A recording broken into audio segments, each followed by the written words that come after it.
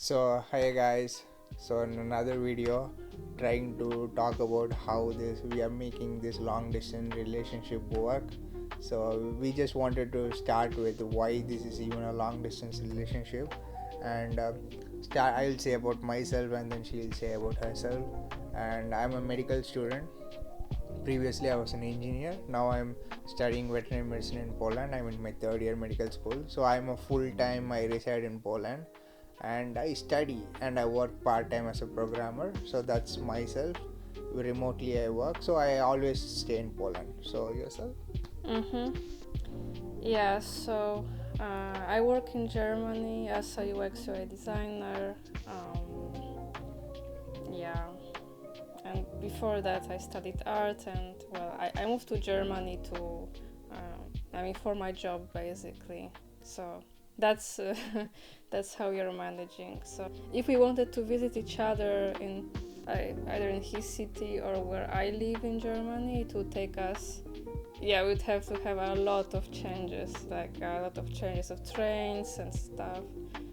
So yeah, that's why it's a long distance relationship, because we like multiple hours, but at least we live in neighbor countries, right? Yeah, we are just next to each other, so a Flixbus or a train would do, an intercity train or a But Flixbus. would be multiple changes, that's what I say. Like Yeah, there's nothing direct.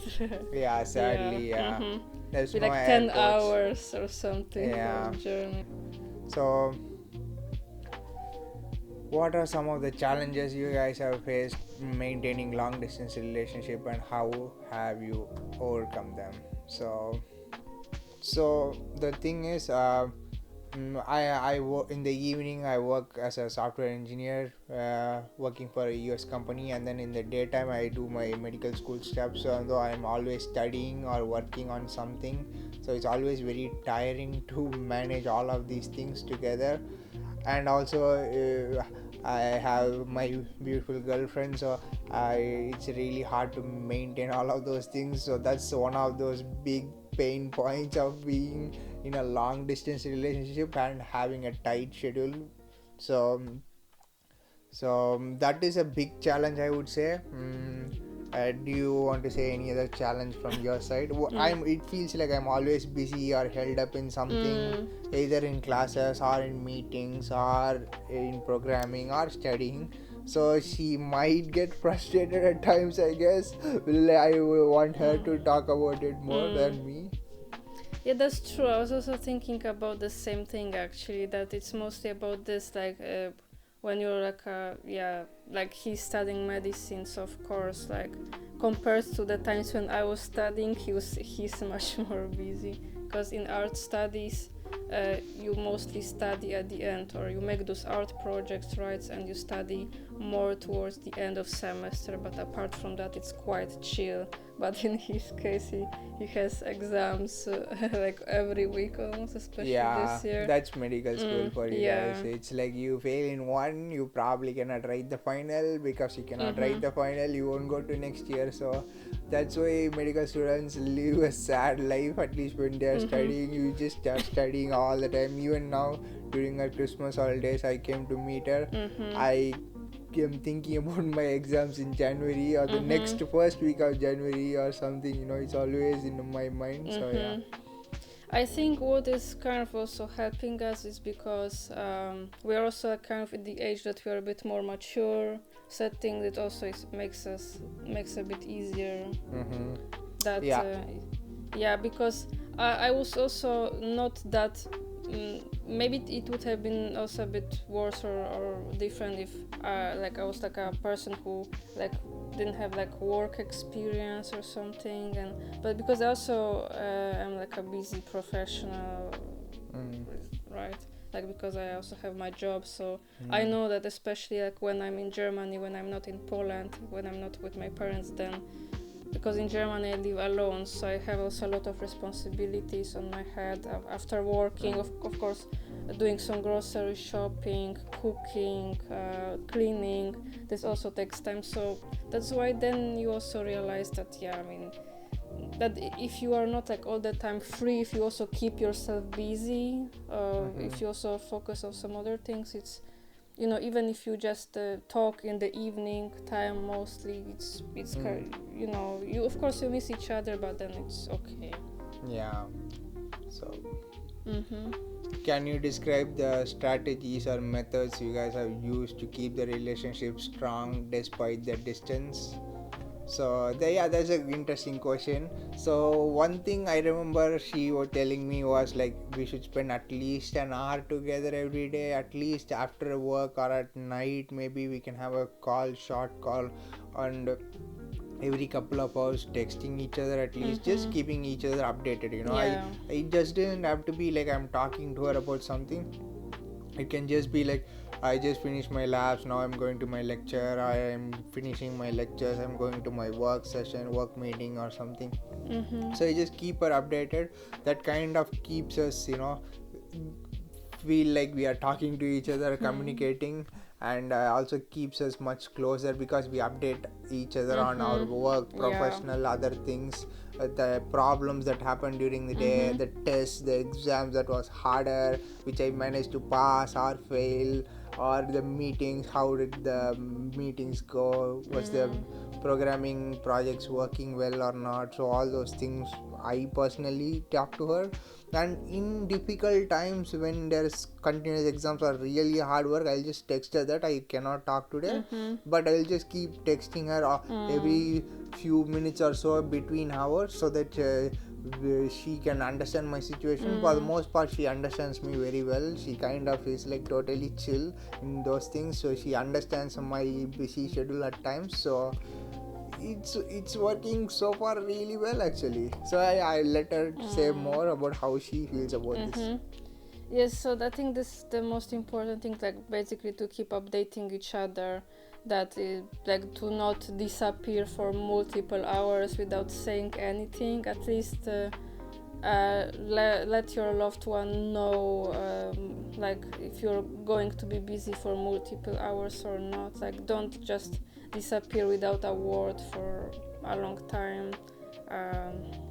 So that the other person is not worried, and that the other person knows that everything is fine, that this person doesn't also create some images in the head that something is not right. And that's why I think it's good like to write like something like every just as an example, every 1 hour to write something, or if you're busy then let know this person that you will not be able to talk for a couple of hours or something. But also remember to say something romantic to to remind this person that you love her or him.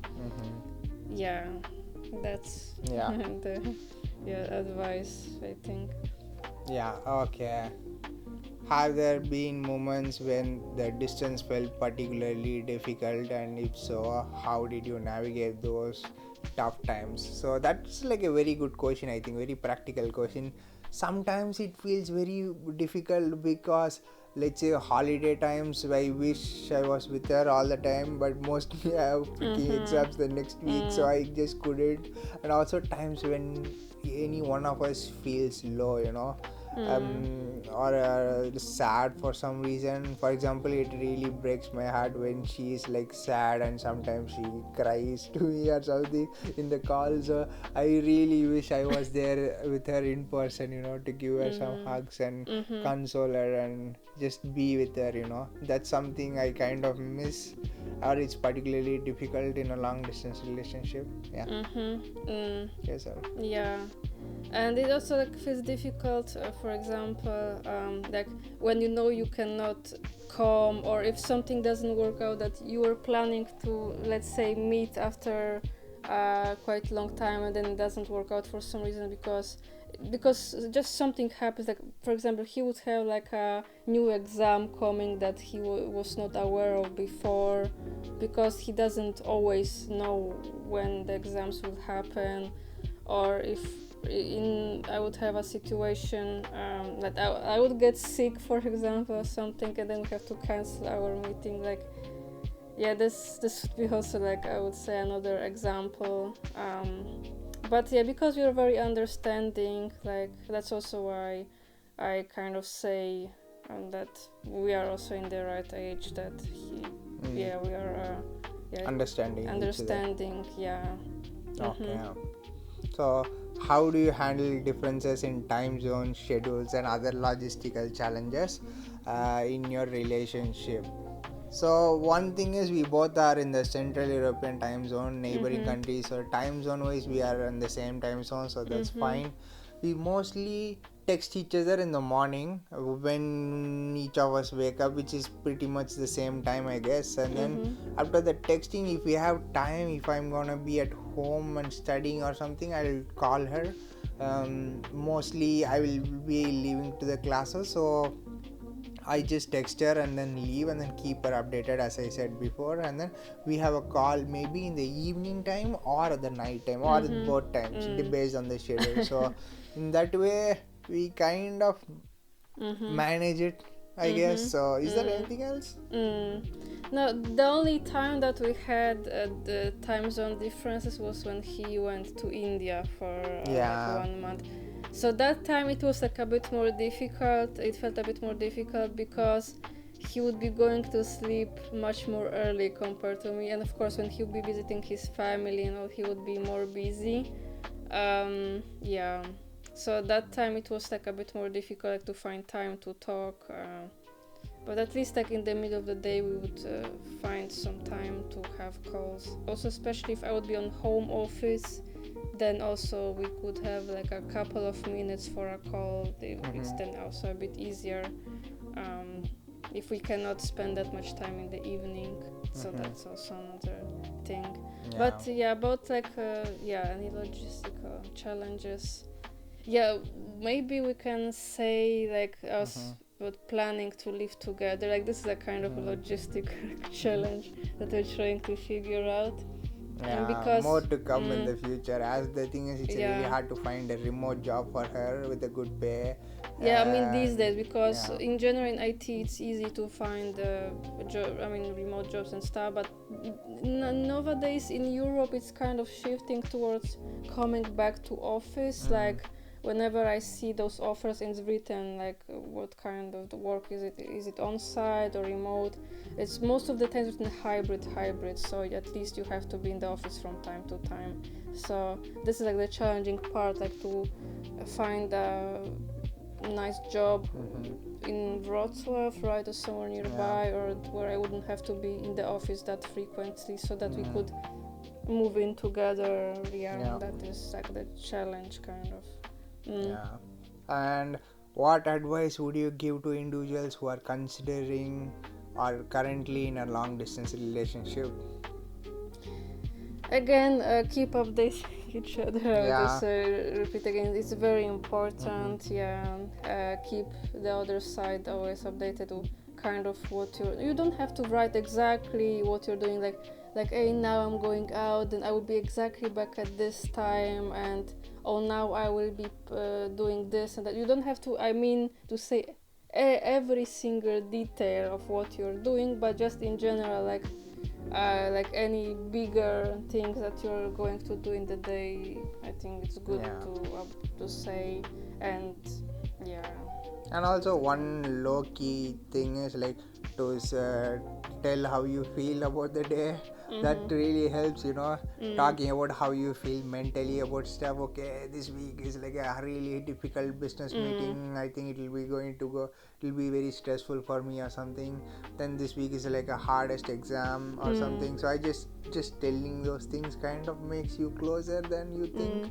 So actually, and that also makes you more understanding, because sometimes you could be like, you see this person kind of unhappy or sad, and if this person doesn't tell you what's going on, you might feel like, oh, is it something about me? Did I do something wrong? But if he says that, oh, he has multiple meetings, or some work related meeting didn't go well, then I know that okay, he's just going through a more difficult times, let's say from work related stuff, for example, and then I know that.